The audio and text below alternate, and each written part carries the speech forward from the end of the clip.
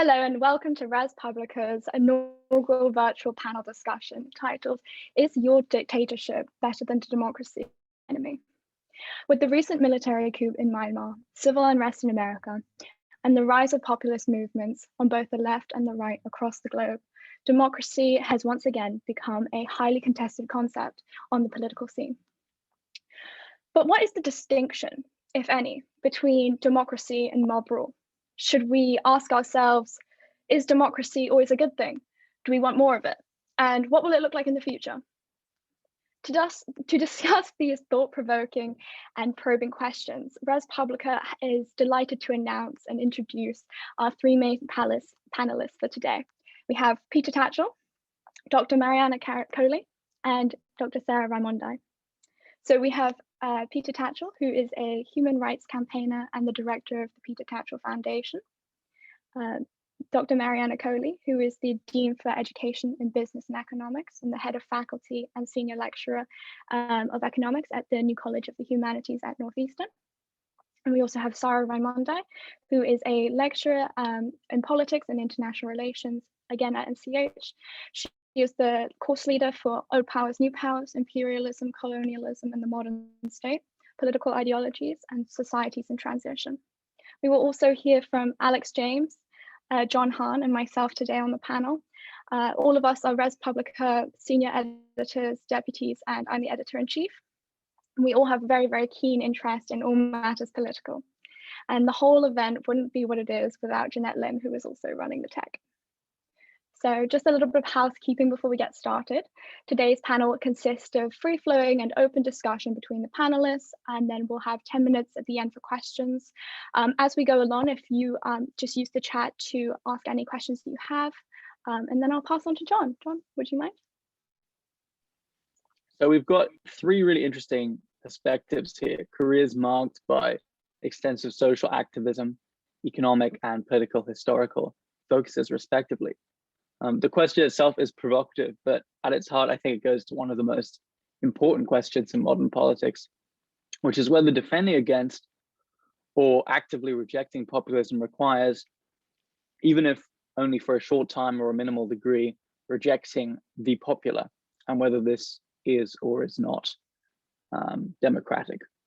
So I want to begin with a question that may or may not be relevant depending on where the discussion goes, but I think it's interesting nonetheless, which is describe the democracy of your worst political opponents.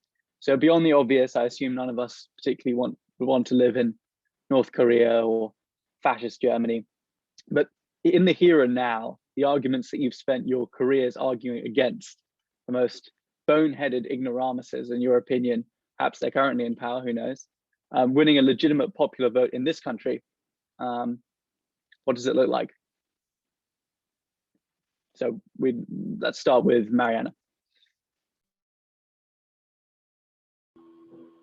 That's an interesting question, John, and I suppose as a development economist, I would generally start with anything that reduces well-being is not a good thing in my book. Anything that increases poverty is not a good thing in my book. Anything that generates things in society or the economy which have those impacts is not something that I'm keen to see. But really the sort of the core question that I would always use to interrogate anyone in power is, what are they doing for the weakest, the most vulnerable?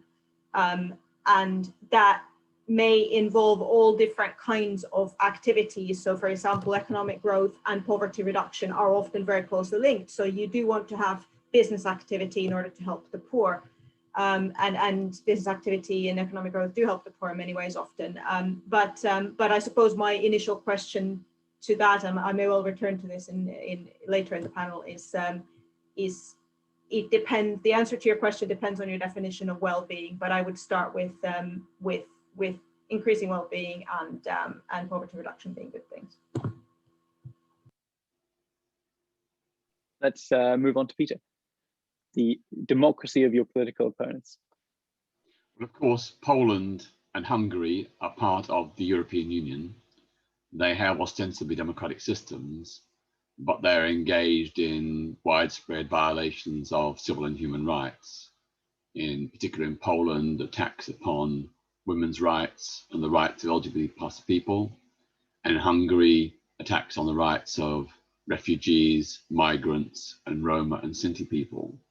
So there we have two examples here in Europe where there is a clear contradiction between the democratic values and the kind of regime and society that those governments deliver in terms of denying people basic human rights. I just have a quick question for Peter, actually. I'm not sure what your sort of level of expertise on those two governments are. I'm sure it's pretty extensive. Do you yourself see those governments as popular or representing the majority of the population of those countries? I suppose a plurality of them. Yeah, well, you could say they are democratic in that they have been elected via a broadly democratic system, perhaps not perfect, but broadly so. So they do have a popular mandate, although you could also argue that you know, the actual popular mandate is not as great as they claim, because those ruling parties have come to power without actually doing things to secure rights and freedoms for sections of their communities. And also they've come to power because of a lack of collaboration between opposition parties. So in some of these countries, or in some instances in these countries, particularly in local elections, the populist right has come to power, not because it has majority support, but because the opposition is divided. Thank you. And on to Sara. Very much, John, and indeed all editors of Publica for the invitation. It's an interesting question. I think it's an important question because, in a way, it invites us to also reflect on the on our positions and how we uphold our arguments. I think my response would perhaps go in some direction of what Marianna and Peter especially were mentioning in regard of what are, I think my interest is how democratic institutions deliver on what we expect and we define as the normative premises and normative expectations of democracy, and how different democracies more specifically can accommodate the space to revise the evolutions and demands that the element of popular rule or popular sovereignty, if we want to link it back to the etymological origin of democracy, can deliver on that. So I think I would think of potentially a flow democracy, or a democracy that perhaps misses on the delivery of its own definition, a regime or a country that does not have embedded the mechanism to allow for these constant revisions of their own institutions and this constant reflection of how we link our normative premises or what we want our community and democracy to be, with the space to actually implement and translate it at the level of the institutions. So it's this constant dimension of moving within the values and the principles and how we can actually put them into practice in a way that have indeed an effect and a translation to people's lives, that I think is at the core of what I would probably emphasize in that regard. That's really, really interesting. Thank you so much for that answer. So my follow-up question would be then, how would you define democracy and what makes it such a distinct form of government? I can pick up on that if I think is, well, I probably speak again from a perspective as a political theorist, and I think if we think of both the manifestations as well as the definitions and takes of democracy historically and in the present, we see a myriad, if not a plethora, of meanings that really come out, and some of them, of course, in very positive terms. Some of them have been strongly pejorative if you think even of the first takes on democracy, even in the very context in which democracy originates in ancient Greece. Certainly, if you think of even the most famous names among the Greek philosophers, didn't have a particularly good and praising view of democracy. And what it is, I think, in a way, is embedded. We can look at the etymology, really, of what democracy is expected to entail, which is a principle of popular rule or popular sovereignty. And I think is how we bring together the two words of people and rule, people and power, that really tells us what can be the requirements, or at least the expectations around the democracy. And I think that this combination and this articulation between people and power, people and rule, can be taken in different dimensions. And I can bring here, I think, a useful way perhaps to look at it is, I'm drawing from Lincoln's Gettysburg Address of democracy as the government of the people, by the people, and for the people. And I think that those small propositions tell us a lot about what role does people play in thinking of a democracy. It tells us about participation, of how we can embed popular rule in the sense of a participation and inclusion of all the peoples, also in a progressive way. If we look at the progression of enfranchisement, particularly, and expansion of rights through elections, through access to offices, but it also means government for the people, which means that there need to be certain instruments in place to make sure that the exercise of power or the decision-making benefits the people. And I think in that sense, what it tells us is about a space for contestation and opposition and limits to power. And I think that element of contestation, opposition, as well as balances of powers are really what brings together both the more meaning, the fundamental meaning, but also the way in which we look and study democracy from a more empirical driven or political science driven point of view. And these elements, participation, contestation, and limitations or balances of power, can really be seen as the, I believe, the parameter and the criteria through which we can then assess the functioning of different regimes comparatively, also at the level of their institutions and practices. Yeah, and the one of the things that comes to mind, given what you're saying, is the German system, I believe, explicitly prohibits the democratic argument for, well, quasi-democratic argument for abolishing democracy. So that's sort of an effort to constitutionally prohibit sort of democratic reversal of the democratic system itself. Actually, I'm sure that's given the country's history, among other things. So to move on to the next question, which I think ties into that very well, Peter, is greater democracy always desirable? In what circumstances, if any, should non-democratic forms of politics be preferred? And then perhaps to tie into Sara and Marianna's arguments, on what basis on what moral or legal basis can that intervention against that popular will be justified?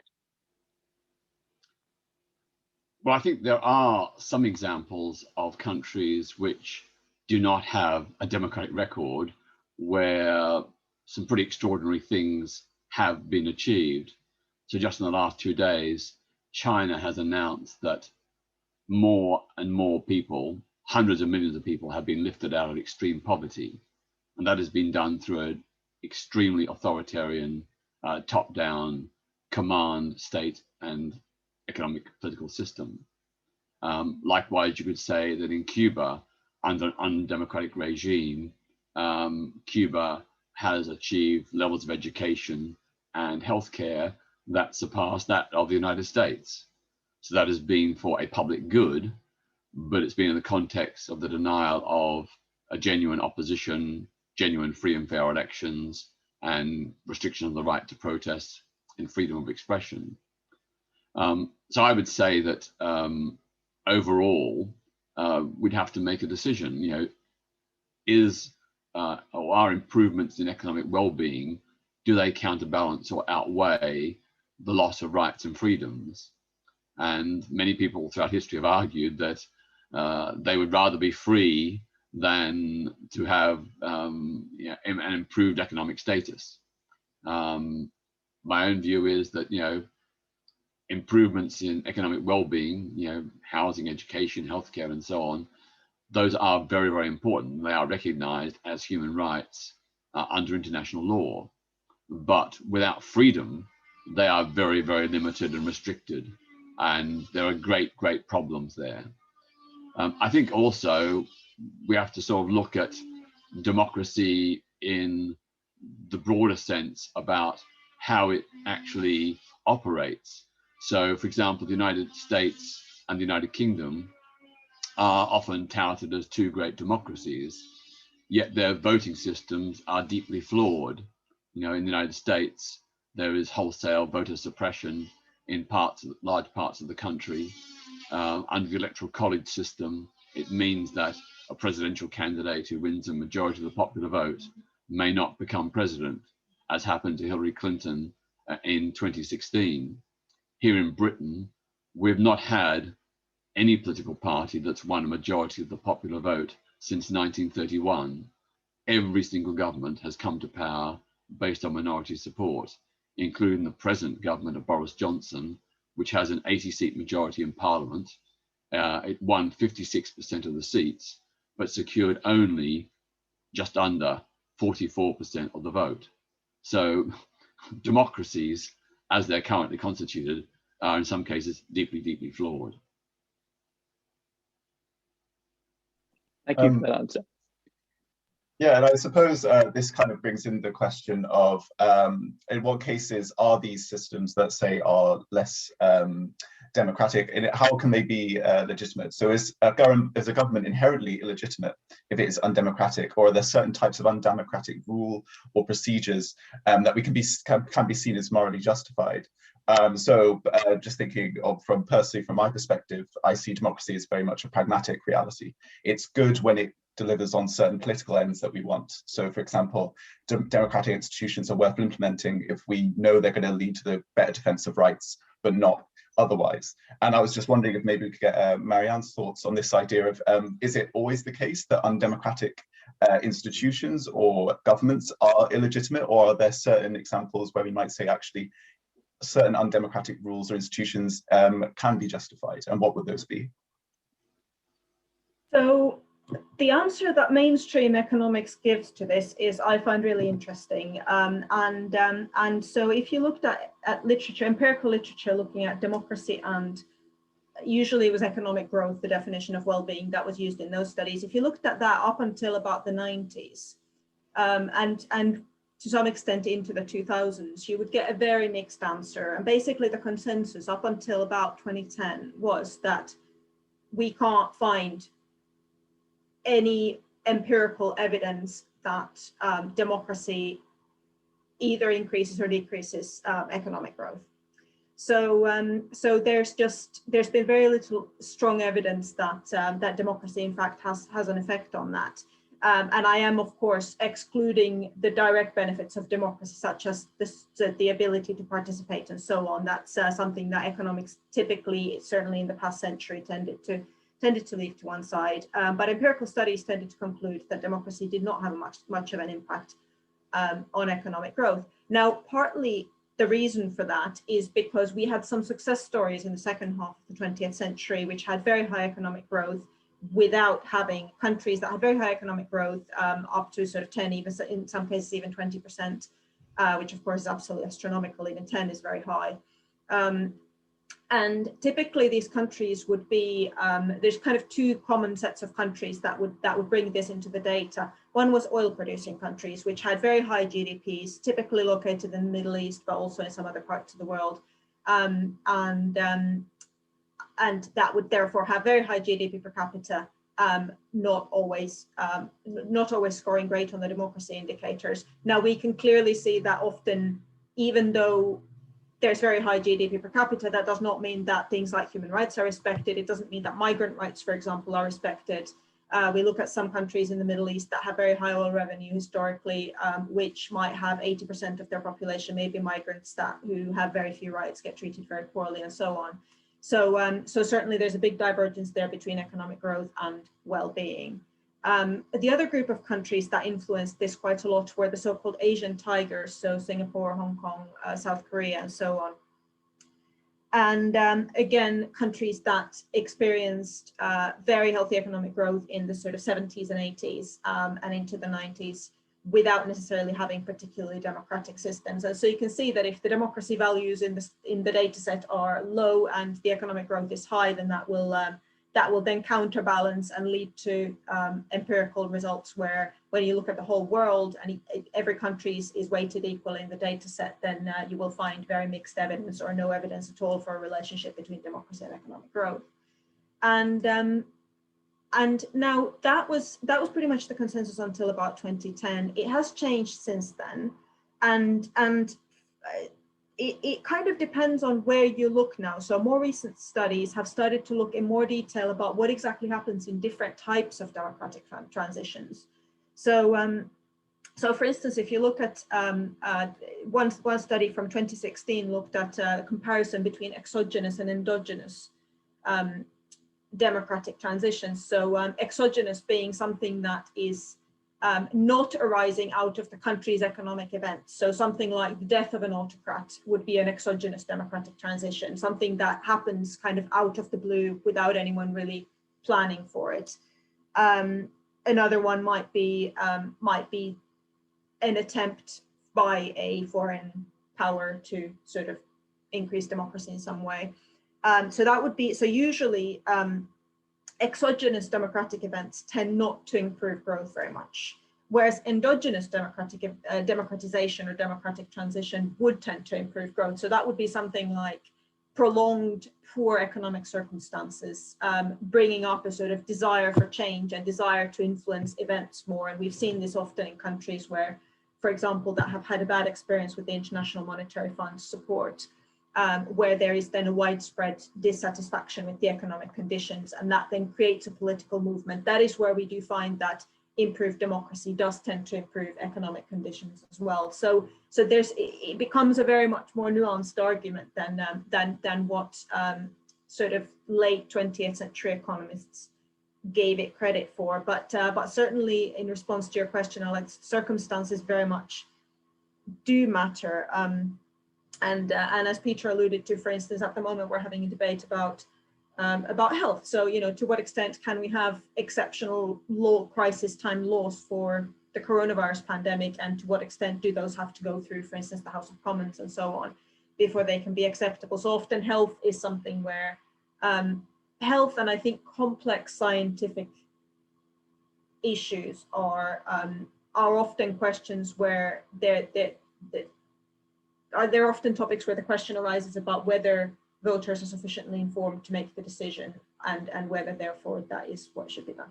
But I'll leave it there. Sara, I'd love to hear your view on this as well. Yeah, I can add, absolutely. And I think I will take a similar and different take from Marianna, which is emphasizing how important it is to frame the question in the context in which of the subject in which you are asking the question. And I think this applies, and Marianna exemplified it very well, how it applies it to economics. And I think even political studies, I think we can delimit or we can clarify the question that we are asking. If you are asking the question from the perspective of a political theory perspective, we can ask to what extent we can consider democracy as always legitimate, and indeed as more legitimate or indeed more desirable, considering also the flaws and variations that we were talking about up until this point. I also would like to bring in also a different angle to the take on the possible questions, and also our role as scholars, as academics.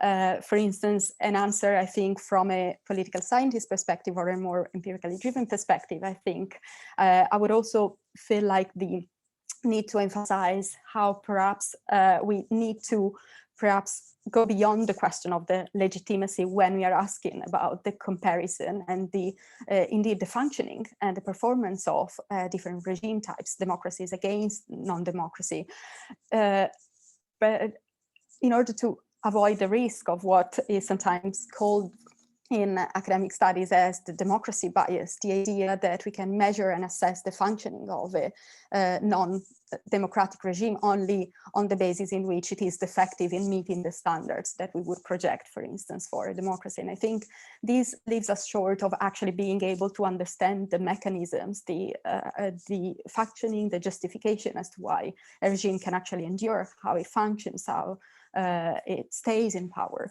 The other question, I think, around legitimacy that I think comes to mind when I'm thinking about the how we determine question of legitimacy or indeed of sovereignty as legitimate authority is also the perspective that comes from the domestic side as well as from the international arena, partially how we talk about sovereignty, particularly from the perspective of international relations, is not only the domestic foundations and indeed legitimations and accountability of the exercise of power within the domestic environment, but also how, to what extent a country, an authority, a leader is recognized as legitimate internationally. And I think that this is another important aspect to keep in mind, because it's also the source whereby then the sort of distinction policies are potentially hierarchical structuring or ordering in the international sphere also comes about. And I think that is almost, it is in a way necessary to point out of how different disciplines can actually address the question of legitimacy and sovereignty from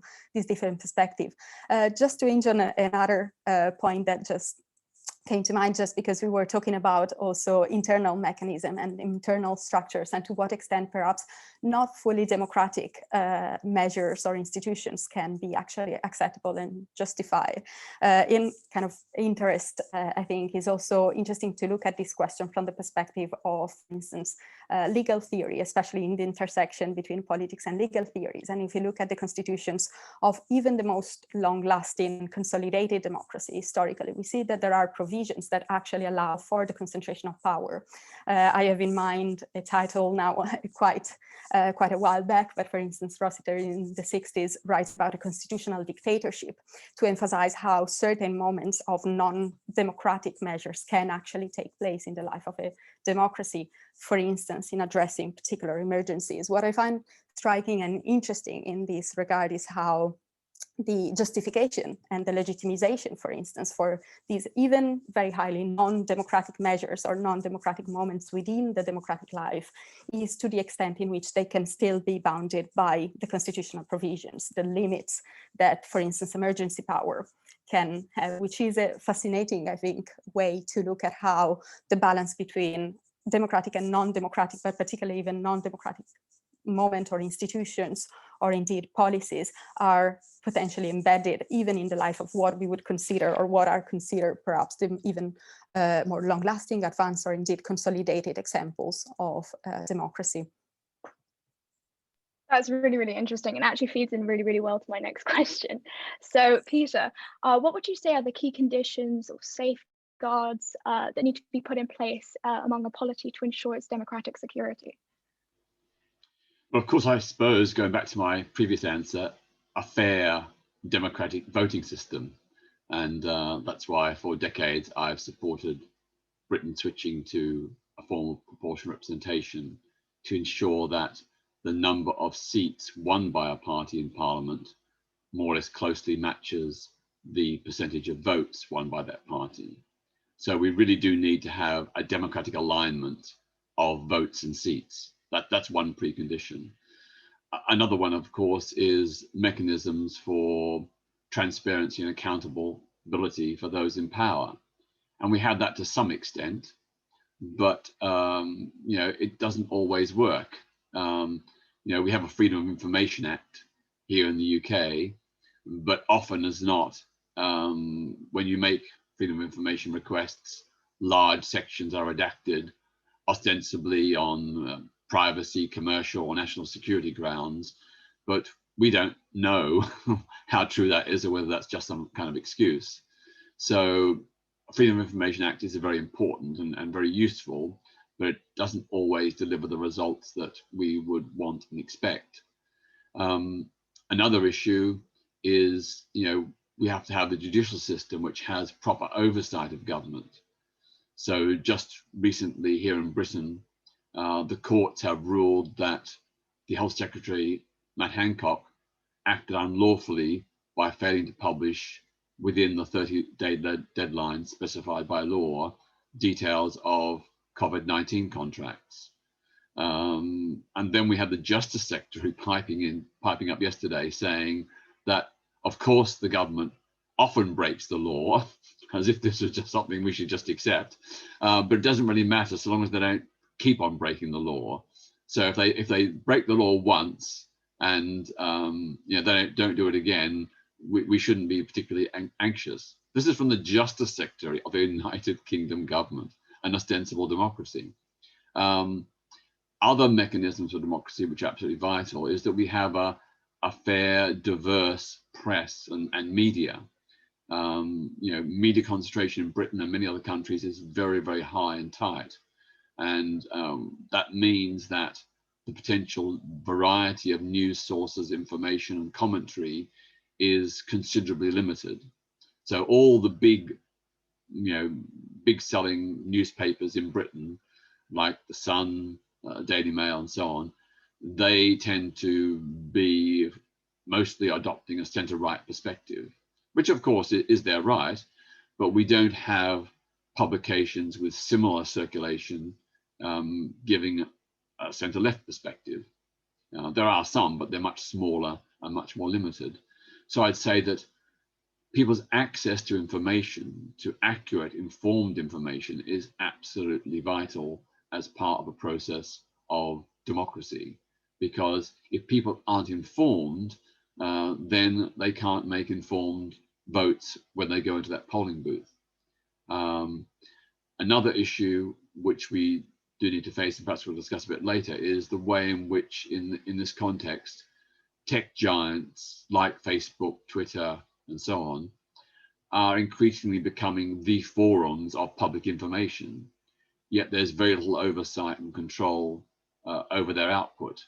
And although there has been moves towards greater regulation, and they have sort of slightly improved their output in terms of tackling misinformation and fake news, still the situation is very, very, very unregulated, or relatively unregulated, compared to, say, mainstream TV, radio, and the press. And again, if people are getting misinformation from social media, if they're being encouraged to embrace intolerant, bigoted ideas on social media, then that is a threat to our democracy. Yeah, that actually links really into the question I was going to ask, which is that the rise of sort of new technologies has often led to big changes in the political realities throughout history. I mean, the rise of the printing press is a great example of how it revolutionized politics in Europe back during sort of the Renaissance era. And in a way, there's been many commentators who've made a similar analogy to the rise of the internet and to social media and the kind of new political opportunities that those technologies sort of give us, for good or for ill, depending on your sort of persuasion on how toxic the internet is these days. So I was just wondering, especially for you, Peter, as someone who's very involved in activism online and obviously can reach a lot of people online, there's an example of a great way that, for example, pro-democratic or pro-right or pro-freedom movements can gain popularity. But as you were rightly pointing out, there's also a fear that the opposite can happen, where anti-democratic, sort of conspiratorial or even bigoted or hateful ideologies also gain a platform. And so I was wondering if you just maybe want to unpack some of the sort of new opportunities you see for democracy in technologies, but also some maybe of the drawbacks that we should be aware of. And then if we could get sort of Marianna and Sara's view on that, I'd be really interested to find out. Yeah, when I began activism in the 1960s, the way you got your message out was via telephone trees, where you'd phone 10 people and they'd phone 10 people. Or you had you'd type out a flyer, a leaflet on wax paper, and you'd wrap it around a drum with ink, and the ink would seep through the holes made by the type keys, and then you'd print these out, and then you'd go out and distribute them. It seems nowadays like out of the Stone Age, but social media and the internet has been an incredibly important way in which political campaigns can be conducted and reach so many more people. We've seen that in Hong Kong, in the protest in Hong Kong. We've seen it in Belarus and in Russia. Social media has been a really important role, has played a really important role in informing people about what's going on and galvanizing them to join protests. But it's also meant that repressive states have then cracked down and closed down the internet. So, for example, during the recent Uganda elections, there were various internet blackouts, and particularly after the election, before the result was announced, and indeed for several days afterwards, there was a total social media shutdown in Uganda, precisely to stop any mass protest against the rigged election that took place there. So those are the downsides, and those are the upsides. I think we need to find, some way of ensuring that social media is accountable without, suppressing free speech. So I've just been involved in a report by the Commission for Countering Extremism, which was published in Britain just 2 or 3 days ago, where we argued that there needs to be controls or legislation to prevent what we call hateful extremism that causes harm. So, for example, glorifying or praising terrorism or terrorist leaders, the ability for online trolls to threaten women MPs with rape and murder, the way in which there are suggestions made that LGBT plus people, Jews, Muslims, and others deserve to be killed. Now, these are not direct incitements to murder, but they are by implication, and currently here in Britain, that's not unlawful. It is unlawful to say that I should be killed. That's incitement to murder, that's a criminal offence. But it's not unlawful to say that all gay people should be killed. So there's a distinction in law at the moment between individuals and communities or social groups. And we're saying that that needs to be closed. At the same time, there needs to be very strong protections for freedom of speech, for critical dissenting ideas. It's perfectly right for people to be able to say that they disagree with homosexuality, or they think that climate change is untrue. But there has to be, I think, restrictions on those where people cross the line when it comes to stirring up hateful extremism that is harmful to individuals and communities.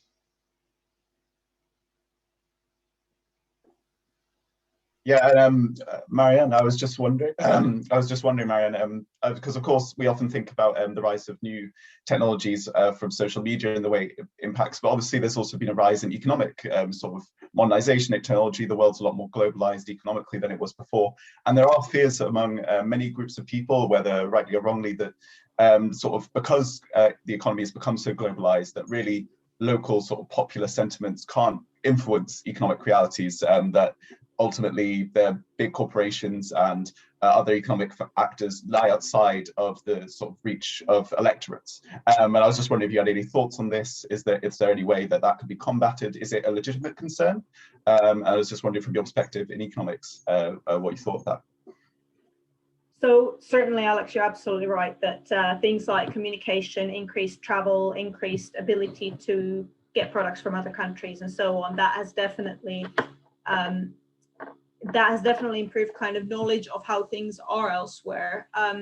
But I think the point about accountability is really important. Now, an interesting finding here is, and I hope this, so I don't sound sort of overly controversial, that's not my intention at all, but when you look at, so in this country and typically in sort of Western Europe, we tend to see big, as you said, big corporations that have this reputation that they're the unaccountable ones versus the government, who perhaps the more accountable ones because there's elections and so on. But actually, when you look at opinion surveys that are done around the world, where a sample of people in lots of different countries are asked the same questions, and they get asked, who do you trust And often the options are things like the head of state, the government, your local government, big companies, the church, your family members. That's usually a long list of like, how much do you trust these people? Often the big generalization coming up, but in the global south, certainly in sub-Saharan Africa, what you tend to get is that big companies are trusted more than governments, and you know, whether rightly or wrongly, but that tends to be the popular perception. So I think again, it depends on where you are and what would people expect from democracy, or what would people think would be good prospects or good opportunities to influence what goes on, and that does vary hugely by country. So and that's not to say that accountability for business isn't needed everywhere, but some populations demand it more than others. Whereas in a lot of countries, it's still accountability for governments that is the sort of the thing that people are most suspicious about, is what does our government get away with that we don't like or we don't know about. But technologies, I would say, as a blanket argument, technologies improve the flow of information. That, in my book, cannot be a bad thing, which is, of course, as Peter said, governments limit information when they want to stop something happening that is kind of bubbling up from the population. And so there's certainly, I agree that there's empirical evidence for those arguments as well, that that information tends to improve the flow of information. Also tends to improve both, I suppose, both democracy and also economic outcomes and well-being. The other argument that I would make, and I'll wrap it up there, is that typically in studies of democracy and economic growth, what we find is that it's not democracy as such that affects economic growth, but it's often found to affect economic growth through things like property rights or the building of human capital, which of course are similar things that we've talked about as part of being good democracy. Human capital being people having skills and understanding and ability to research and find things out for themselves. Property rights, again, goes back to the accountability point. So again, very much empirical evidence for those arguments. Thank you very much. I'd like to ask a sort of last major question before we open it up to the audience. So if you're in the audience, please do get your questions into the chat, which is one where I'll press you on a yes/no answer as well as an explanation if I can, which is an illiberal majority ruled by a liberal minority A, desirable relative to an illiberal majority ruling an illiberal majority, and B, I think perhaps more importantly, is it sustainable? And I'm particularly interested in the question in the context both in terms of economic populism, and also in terms of social policy, with Peter bringing up Hungary and Poland, for example. So isn't a liberal majority ruled by a liberal majority desirable, and is it sustainable in that situation? Let's start with Sara.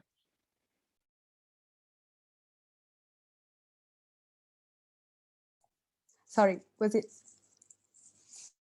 So sorry, was it? Can you hear me? Yes, sorry, I dropped out for a second during the question, and then who was the? Is an illiberal majority ruled by a liberal minority A, desirable relative to that illiberal majority ruling, and B, is it sustainable?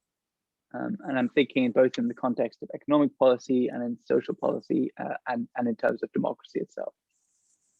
Absolutely. Apologies, I dropped off and didn't get who the panelist. It's absolutely, and I think it's a question that can be addressed from the different angles that we were talking about, the economic side as well as the democracy side, as well as I suppose from the history of democratization as well. And I think there have been cases where we have seen movement towards a liberalization that has led then to transformation in democratic institutions that have emphasized particularly the role of leadership and the role of political leaders that have been able to promote this change from the top. I think there have there are questions. There are a question of context in the first place, and in other cases we have seen a democratization process happening first through liberalization and spread of liberalization across society in order then to legitimize an opening and transformation at the level of institutions. So I think from a democracy point of view, and particularly from questions of democratization, I think it opens the question of leadership and to what extent leadership works in tandem with that element of democratic participation, democratic communication, and is then able to establish first gradual, perhaps trickle-down institutions that enable the kind of communication that leads to longer-term transformations. And is a question of leadership to an extent, and indeed of gradual transformation and democratization processes, I would say. But the sustainability especially might depend on the context and the further steps and pathways through which the outcome are indeed accomplished, I would say. Thanks. And Peter? I would say that the idea of a liberal minority ruling over an illiberal majority is desirable, but not legitimate in democratic terms. I suppose the Brexit referendum of 2016 in the United Kingdom was an example where the illiberal, well, I don't mean unfair, but a broadly illiberal majority bit back against the liberal minority. So I don't want to say that all people who voted for Brexit were liberal, but there certainly was a big swathe of illiberal opinion behind the Brexit vote. And I think it shows that, first of all, it's an indictment of the way in which the political system in the UK has for so long evaded and ignored big questions about nationalism, national identity, immigration, refugees, and the fact that certain parts of the country have been left behind in the economic growth of the last 2 decades. In terms of sustainability, the Brexit vote showed that it wasn't sustainable, People saw this as an opportunity to give the ruling elite a kicking, and they did. Thanks. And Marianna, do you have anything to add on that topic? Okay, fantastic. Then we'll move on to the questions from the audience. So we have from Glenn Webster. Graham Greene writes that the Secret Service and espionage operations are the only real measure of a nation's political health, the only real expression of its subconsciousness. Tinker, Taylor, Soldier and Spy. Would the panel agree, and in what ways is this manifested? Peter, would you like to start this off? I don't think that the security services are the manifestation of democracy, security, stability, or anything. They may be a contributing factor, but I think they are rather tangential to the mainstream political process of parliament or legislature and government. And indeed, here in Britain, we've often seen our security services, act in ways that have not been conducive to the public good. So, for example, here in Britain, over many decades, we've seen the way in which peaceful, non-violent protesters have been targeted by the security services for simply arguing, Extinction Rebellion, for example, battling climate change, protesters who were seeking inquiries and challenges to the deaths in police custody of Black and Asian people were targeted by the security services. So that these are issues which I think are profoundly dangerous to democracy. And I think that we don't yet in Britain have proper full scrutiny and control of the security services and the way in which they operate. Just to give you another example, about a decade ago or a bit more, 2 Pakistan human rights campaigners based here in Britain were put under, were charged with terrorism offences, where the evidence seemed to point to them being set up by the Pakistan government, led by the then military dictator Pervez Musharraf. And our security services here in Britain seemed to go along with what the Pakistani intelligence agency was trying to do, to frame these innocent men on terrorism charges, to shut them up and to stop their activism for human rights. Thank you for your answer. Alex, I think you had a question from the audience. Yeah. So we've got a question here from Sebastian, which is to do with the effect of, say, COVID on democracy generally, given the global trends of democracy weakening globally. So the question just goes, over the course of 2020, democracy is weakened globally despite active protest movements. Will the end of the coronavirus pandemic and the restoration of basic freedoms see global democracy strengthen, or is it bound to weaken more? I suppose if we go with Sara, and then if Marianna or Peter, if you want to jump in after Sara's answer, feel free. Yeah, absolutely. Thank you also for the question. I think 2020 can be considered, we can potentially run the hypothesis of considering 2020 as an exceptional year. And if you look at the report and democracy indexes, the category and the parameter that has been particularly hit is partially the functioning of governments, but partially also the violation of civil liberties because of the measures also entailed by the pandemic in different measures, of course, in different degrees worldwide. But certainly that has been the factor, or let's say, that has been particularly affected in 2020.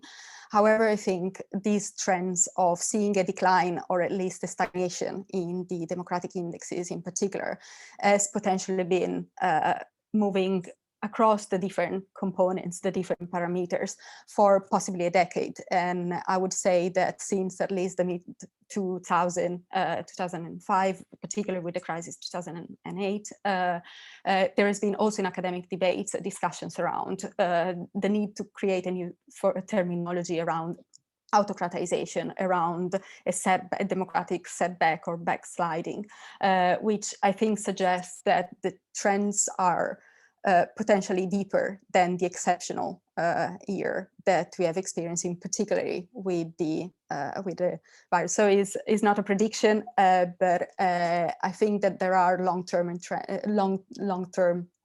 trends that potentially move beyond these specific circumstances that were indeed taking place in 2020.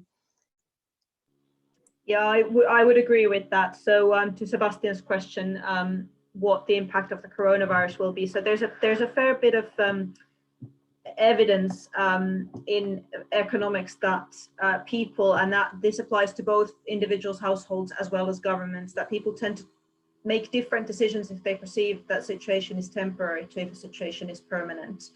And I think most people will recognize that this is a temporary situation. I mean, maybe longer than we hoped, but nonetheless temporary. And so so I would suggest that it's not obvious to me that it will have a permanent impact, because people are very much reacting to it as a temporary situation. Thanks. I would just add that I think one of the issues of concern is that although it has been necessary to have coronavirus restrictions on movement and so on, one of the downsides, the big downsides, has been to inhibit the right to protest. So our government in Britain has done so many bad things that people would normally want to protest against, but they've not been able to because of the regulations. And of course, even within the regulations, they've often been interpreted very, very restrictively. So for example, last year, when it was allowed for 2 people to meet outside, I tried to organize a small protest restricted to 30 people in groups, 15 groups of 2 people, wearing face masks and socially distanced. But I was told that that was not allowed and that we would be liable to arrest. And that's a very small scale thing, you know, trying to abide by the rules, but they were enforced, in my opinion, unnecessarily harshly. And I think that this has meant that lots of things that the government is doing have not really been open to the kind of public accountability that a protest gives. You know, protesting isn't the only way to hold the government to account, but it is one way. And in the past, when governments have done bad things, people have protested and the government's got the message. It's perhaps in some cases actually helped to change government policy. We haven't been able to do that during this pandemic. And that, I think, has been to the diminution of our democracy.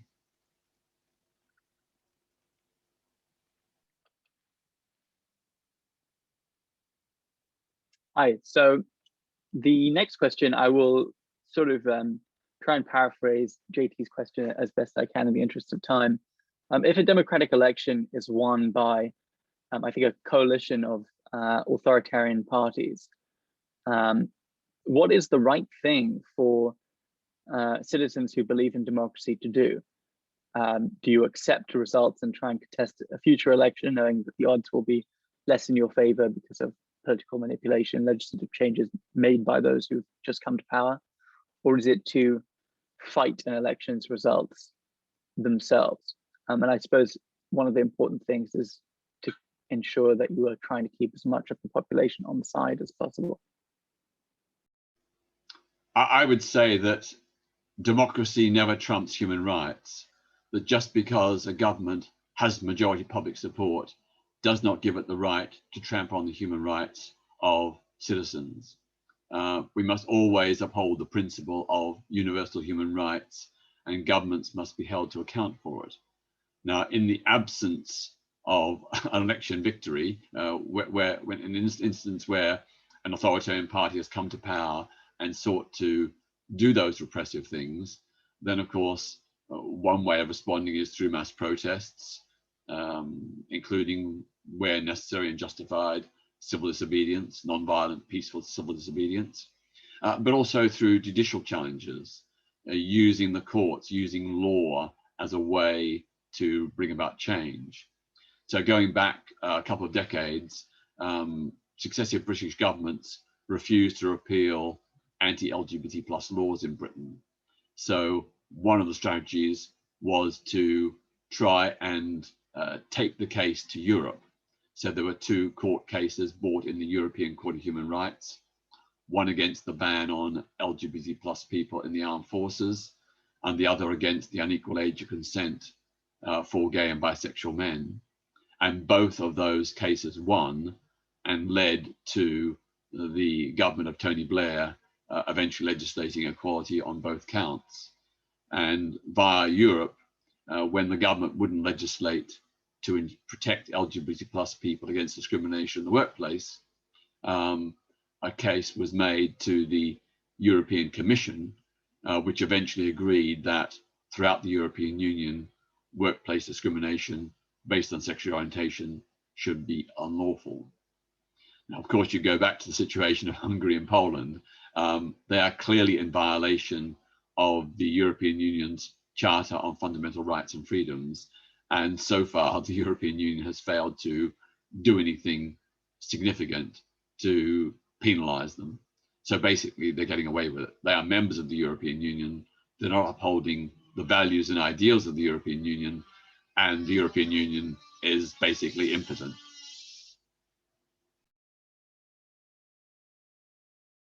Alex, would you like to wrap up now in the interest of time? Thank you very much for that answer, actually. Yeah, sure. So I hope everyone's enjoyed this panel today. We've been really honoured, and it's been really thought-provoking to have Sara, Marianna, and Peter here. There's some really interesting and really in-depth questions in the chat, and I'm sure if you emailed those questions to either us or to the panelists, I'm sure they'd be more than happy to answer. So don't worry if you didn't get any get your questions in just now. It's just for the interest of time. And also, if you have any advice for how we can maybe improve our sort of our setup, as this is our first time, so any advice would be greatly appreciated. So yeah, I hope you've all really enjoyed. Thanks again to Sara, Peter, and Marianna for joining us and for your thoughts. And we hope to see all of you guys next time for our next virtual panel. Thank you very much. Thank you. Thank you for being a part of it. It's a great honour. I apologise for the first time in 6 months. My neighbour began drilling in the middle of this interview, so I really apologise about the noise interference. Thank you very much, everyone. No problem. Thank you so much. Thank you. Thank you. Bye.